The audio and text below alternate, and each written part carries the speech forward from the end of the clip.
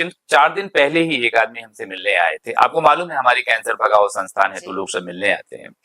तो उन्होंने अपनी तकलीफ ये बताई कि ये जो 4 फिंगर है अब उनके मुख के अंदर नहीं जा पा रहा है, मुश्किल से 2 फिंगर जा पा रहा था। तो मैंने हालांकि उनको बहुत डांटा भी, समझाया भी, लेकिन आप ऐसे लोगों के लिए जिनको ये लगातार मतलब कि अगर ऐसा कुछ सिम्टम आता है तो वो क्या हो सकता है, उससे कैसे बचें और क्या उनको फर्स्ट स्टेप लेना चाहिए डॉक्टर साहिबा?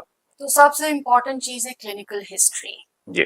मरीज के साथ बैठना और उनके साथ गुफ्तगू करना बहुत जरूरी है, क्योंकि उससे उनकी आदतों के बारे में पता चलता है। कुछ ऐसे पेशेंट्स हैं जो आपको पहले गो में कुछ नहीं बताएंगे, पर जब उनको आपके ऊपर फेथ हो जाता है और कॉन्फिडेंस हो जाता है, फिर धीरे धीरे आपको सब कुछ बताते हैं।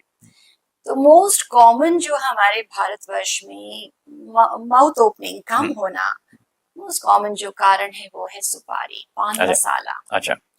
पान मसाला में जो सुपारी का कंटेंट होता है वो बहुत ज्यादा होता है, और उसमें जो पदार्थ निकलती है एरिकोलिन, उसके कारण मुंह में बहुत चेंजेस आते हैं, which we call it as oral submucosal fibrosis। अच्छा।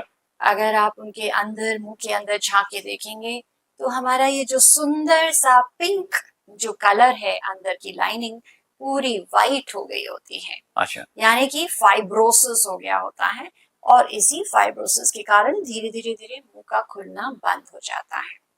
बहुत अन्य कारण भी है, जैसे इन्फेक्टिव कॉज है। मान लीजिए अगर आपके दांतों में कोई दिक्कत है, नेचुरली, बिल्कुल, कोई भी इन्फेक्शन मुंह के अंदर हो, या टॉन्सिल में इन्फेक्शन है, गम्स में इन्फेक्शन है, या मसल्स में जो मुंह खोलते हैं मसल्स या मैस्टिकेटिंग मसल्स में इन्फेक्शन है, तो भी मुंह खुलना कम हो जाता है। बट उसमें आपको इन्फ्लेमेटरी साइंस मिलेंगे, पेशेंट्स को कहीं फीवर होगा, पेन होगा।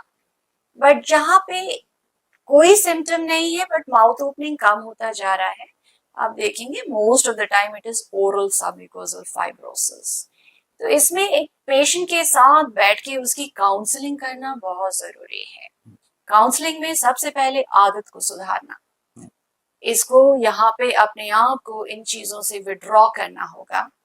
दूसरा, इनिशियल जब स्टेजेस में होते हैं, सो देन वी अप्लाई और we give them certain medicines and also some injections. कुछ इंजेक्शन आपको उस एरिया में लगाने से भी वो फाइब्रोसिस कम हो जाता है। बट अगर बहुत एक्सटेंसिव हो गया है, then it is a difficult situation. फिर क्या करते हैं आप लोग डॉक्टर? देन बहुत अलग अलग सर्जिकल अप्रोचेस हैं। डिपेंड करता है कितनी सिवियरिटी है उस कंडीशन का और कितना लाभ होगा कोई सर्जिकल प्रोसीजर में।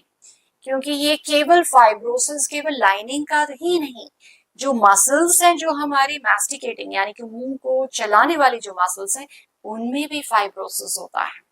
तो सर्जरी जो है वो एक्सटेंसिव सर्जरी हो जाती है, यानी कि मान के चलिए करीबन 3-4 घंटे की भी सर्जरी होती है। कितना लाभ होता है पेशेंट को वो समय बताता है।